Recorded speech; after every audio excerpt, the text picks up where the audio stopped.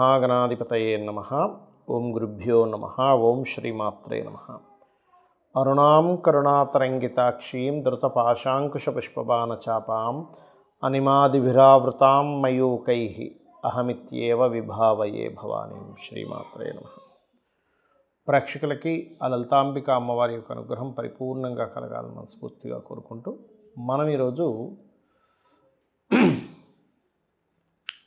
వార ఫలితాలు 21వ తేదీ నుంచి 27వ తేదీ వరకు ఉన్నటువంటి వార ఫలితాల గురించి మనం మాట్లాడుకుందాం. ఈ వారం గ్రహాలు ఏ విధంగా ఉన్నాయి అని చెప్పి చూసుకున్నట్లయితే శుక్రుడు మరియు కేతువు ఇద్దరూ కలిసి చంద్రుడితో పాటు సింహరాశిలో ఉన్నారు.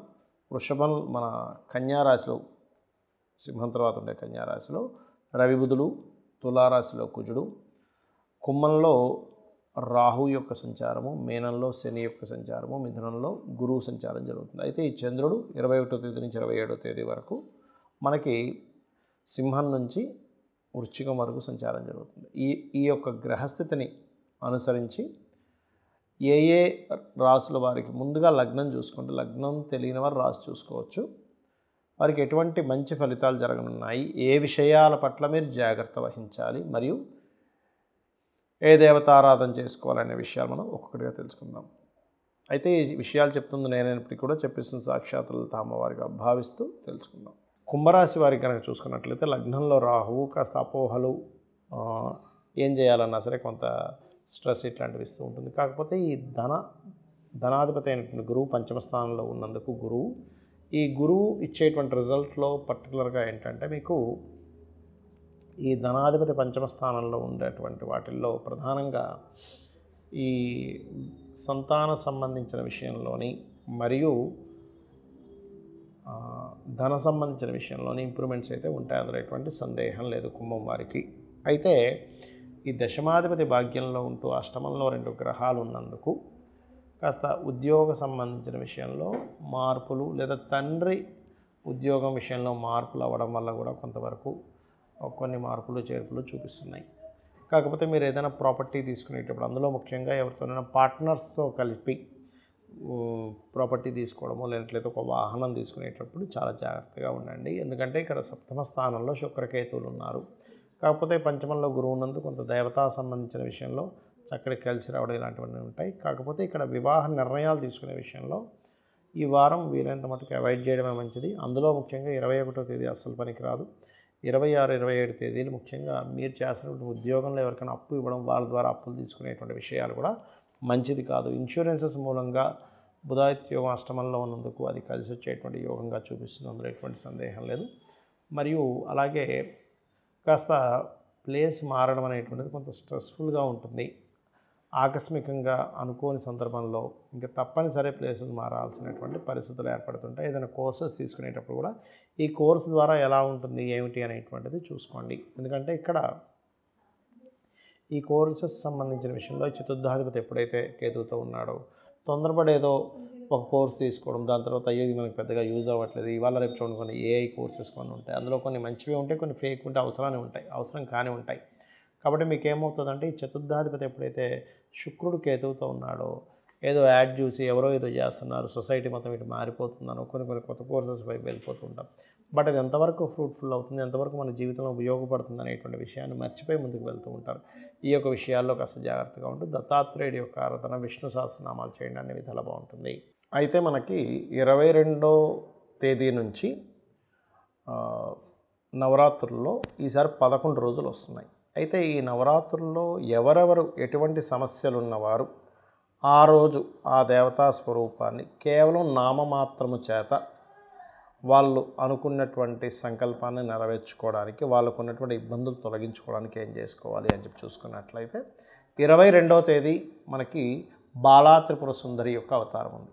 కాబట్టి ఆ రోజు ఎవరికైనా చూడండి ఈ సంతానం సంబంధించిన సమస్యలు ఉన్నాయి, లేకపోతే వాళ్ళకి ఏదో ఎక్కడి నుంచో స్టార్ట్ అవ్వాలి.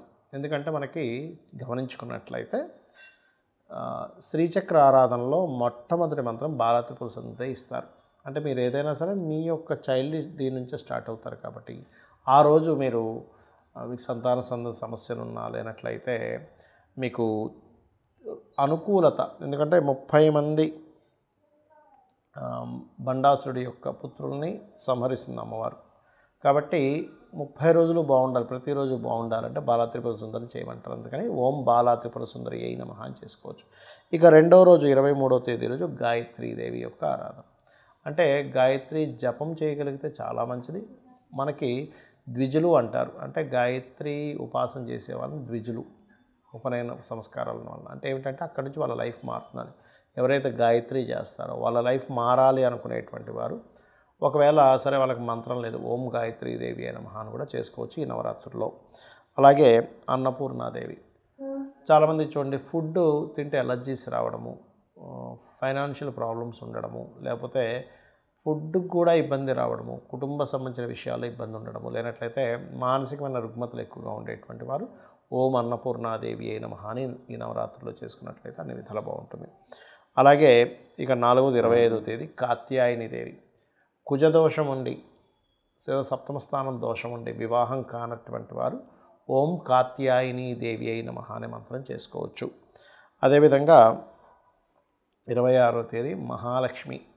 మహాలక్ష్మీదేవి యొక్క ఆరాధన ముఖ్యంగా అష్టలక్ష్ములు ఉంటారు మనకు, ధైర్యలక్ష్మి, ధాన్యలక్ష్మి, సంతానలక్ష్మి, ఆదిలక్ష్మి లాగా. అయితే అందులో అందరికీ కూడా మనకు కావాల్సింది లక్ష్మీదేవి, ధనలక్ష్మి మీద ఎక్కువ కాన్సన్ట్రేషన్ ఉంటుంది. అయితే ఓం లక్ష్మీదేవి అయి నమః చేసుకోవచ్చు, లేదా లక్ష్మీదేవి యొక్క అష్టోత్తరం చదువుకోవచ్చు, లేనట్లయితే ఓం సంపత్కరీ సమారూఢ సింధుర వ్రజ సేవితాయ నమః చేసుకోవచ్చు లక్ష్మీ ప్రాప్తి కోసం. ఇక దాని తర్వాత లలితా త్రిపుర సుందరి.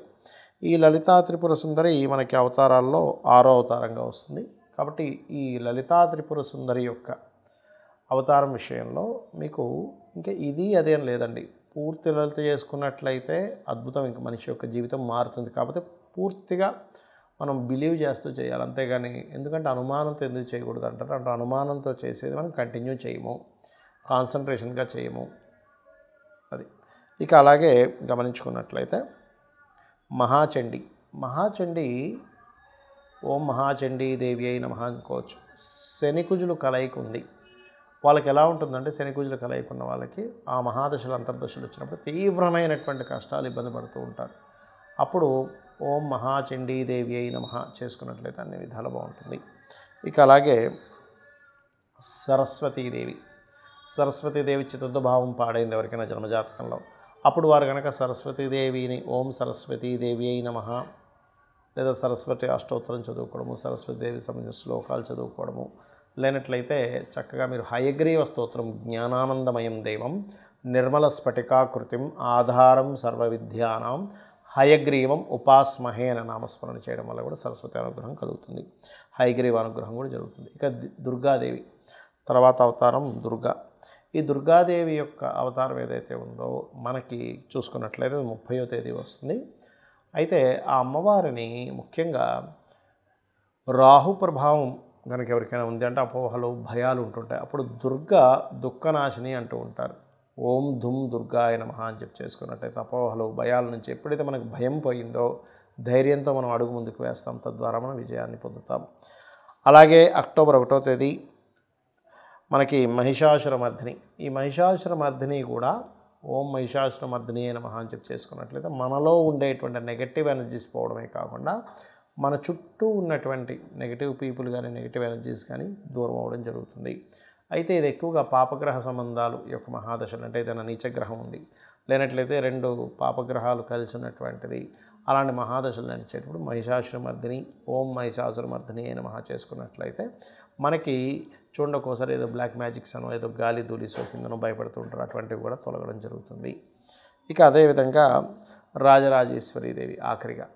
సో ఈ రాజరాజేశ్వరి అమ్మవారి యొక్క ఆరాధన మీకు ఏంటంటే కొంతమంది చూడండి, నాకు ఫలానా పోస్ట్ కావాలి, నాకు ఫలానాది రావాలి. రాజరాజేశ్వరి అమ్మవారు రాజ్యాన్ని ఇచ్చేటువంటి తత్వం కలిగి ఉంటుంది, ఆవిడ యొక్క ఎనర్జీ అనమాట. అది అంతా ఒకటే మూలం, ఒకే అమ్మవారు ఇన్ని రకాలుగా ఉంటుంది అనేటువంటిది మనం అర్థం చేసుకుంటూ ఉండాలి. అయితే ఇక్కడ ఏంటంటే చాలామంది ఎటువంటి వస్త్రాలు పెట్టాలి, ఎటువంటి నైవేద్యాలు పెట్టాలని అడుగుతూ ఉంటారు. కాకపోతే ఒకటి మీ యొక్క ఇంట్రెస్ట్, మీ ఇష్టంతో అమ్మవారికి అలంకరణ చేస్తారు, గుర్తుపెట్టుకోండి. అంతేగాని అమ్మవారు ఇదే చేయాలని ఎక్కడ శాస్త్రంలో లేదు. ఇప్పుడు కొంతమంది ఎరుపు రంగు చీరలు అవి కడతారు. అప్పుడు సూర్య కుజ ప్రభావం తగ్గుతుంది మనకంటే అమ్మవారికి సమర్పించడం ద్వారా ఆ అనుగ్రహం కలగడం ద్వారా మనకి సూర్యకుజ సంబంధించిన దోషాలు ఉంటే పోతాయి. తెలుపు రంగు ఉందనుకోండి, తెలుపు రంగు వస్త్రాలు ఏది కట్టారు, ధవల వస్త్రం అంటారు. అప్పుడు శుక్ర చంద్ర సంబంధించిన దోషాలు పోయి సుఖం లభిస్తుందని చెప్తూ ఉంటారు. అదేవిధంగా గ్రీన్ అయితేనేమో బుధ ప్రభావం, అంటే నష్టపోతున్నటువంటి వ్యాపారాలు కొంచెం పుంజుకోవడము, మరియు అదేవిధంగా నీలం అయితేనేమో శని సంబంధించిన ప్రభావము, అలాగే ఎల్లో కలర్ అయితే గురు ప్రభావం బాగుండడం, తద్వారా జ్ఞానం సిద్ధి లభించడం జరుగుతుంటుంది. అదేవిధంగా నైవేద్యాల విషయంలో కూడా గూడాన్నం వల్ల శని దోషం తగ్గుతుంది. పాయసాన్న ప్రియ అంటూ ఉంటారు. అంటే అమ్మవారికి అక్కడ అర్థం ఏంటంటే అమ్మవారికి పాయసం లేక కాదు, మనం ఇస్తేనే తిన్నామని కాదు. అక్కడ ఏంటంటే ఆవిడ దాని పట్ల ప్రియత్వం కలిగి ఉంటుంది. అంటే మనం స్వచ్ఛంగా ఉండడం, తీయగా ఉండడం, అంటే మనం స్వచ్ఛంగాను మధురంగాను ఉండాలి మన యొక్క జీవితం యొక్క శైలి అనేటువంటి దాని యొక్క అర్థం. కాబట్టి అవి కనుక నైవేద్యం పెట్టినట్లయితే మనకు కూడా ఒక రకమైనటువంటి తత్వం రావడంతో పాటు ఇక్కడ ఏంటంటే మనలో కూడా హ్యాపీ మూమెంట్స్ పెరుగుతూ ఉంటాయి. అదేవిధంగా పసుపుతో చేసినటువంటి హైద్రానీకరసిక అంటూ ఉంటారు. అంటే పసుపు అన్నము లేనట్లయితే పులిహోర లాంటివి పెట్టినప్పుడు గురుబలం పెరుగుతుంది. ఆ యొక్క ప్రసాదాన్ని మనం స్వీకరించడం ద్వారా, గారెలు నైవేద్యం పెట్టడం ద్వారా అనవసరమైనటువంటి భయాలు తొలగుతాయి. శ్రీమాత్రే నమః.